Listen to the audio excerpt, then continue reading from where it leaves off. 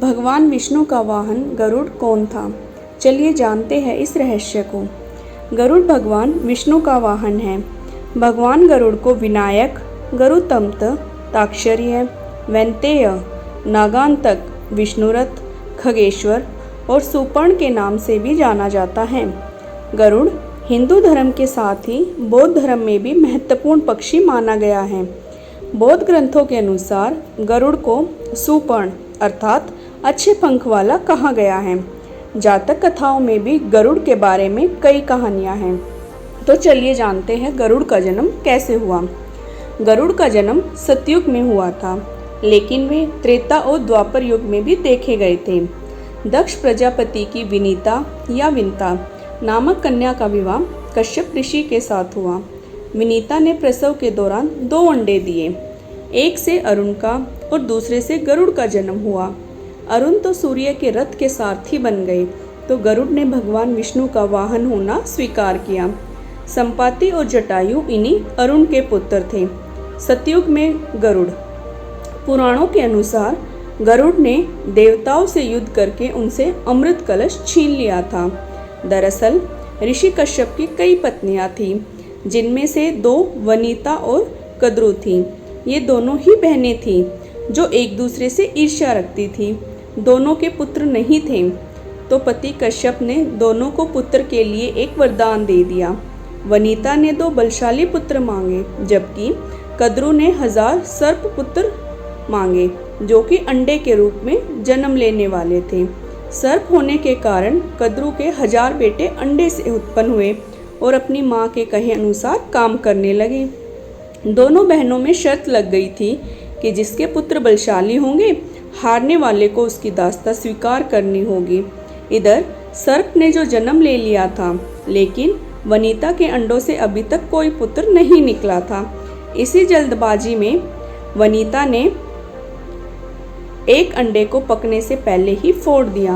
अंडे से अर्धविकसित बच्चा निकला, जिसका ऊपर का शरीर तो इंसानों जैसा था, लेकिन नीचे का शरीर अर्धपक्व था।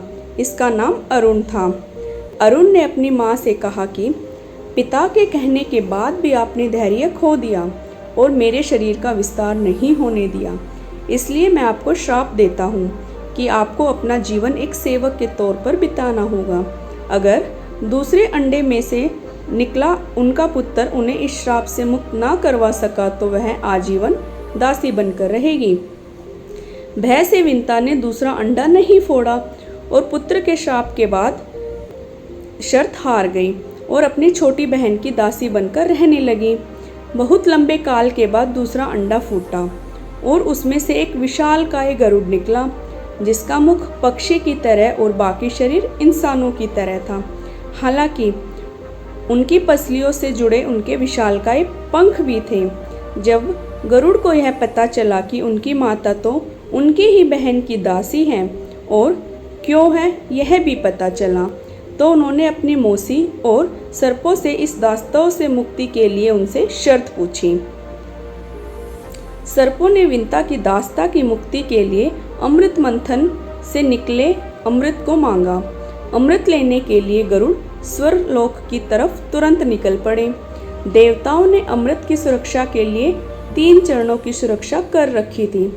पहले चरण में आग की बड़े पर्दे बिछा रखे थे। दूसरे में घातक हथियारों की आपस में घर्षण करती दीवार थी और अंत में 2 विषैले सर्पों का पहरा। वहां तक भी पहुंचने से पहले देवताओं से मुकाबला करना था। गरुड़ सबसे भिड़ गए और देवताओं को बिखेर दिया। तब गरुड़ ने कई नदियों का जल अपने मुख में ले पहले चरण की आग को बुझा दिया। अगले पथ में गरुड़ ने अपना रूप इतना छोटा कर लिया कि कोई भी हथियार उनका कुछ न बिगाड़ सका और सांपों को अपने पंजों में पकड़कर उन्होंने अपने मुंह से अमृत कलश को उठा लिया और धरती की ओर चल पड़े। लेकिन तभी रास्ते में भगवान विष्णु प्रकट हुए और गरुड़ के मुंह में अमृत कलश होने के बाद भी उसके प्रति मन में लालच न होने से खुश होकर गरुड़ को वरदान दिया कि वो आजीवन अमर हो जाएंगे। तब गरुड़ ने भी भगवान को एक वरदान मांगने के लिए बोला, तो भगवान ने उन्हें अपनी सवारी बनने का वरदान मांगा। इंद्र ने भी गरुड़ को वरदान दिया कि वो सांप को भोजन के रूप में खा सकेगा। इस पर गरुड़ ने भी अमृत सकुशल वापसी का वादा किया।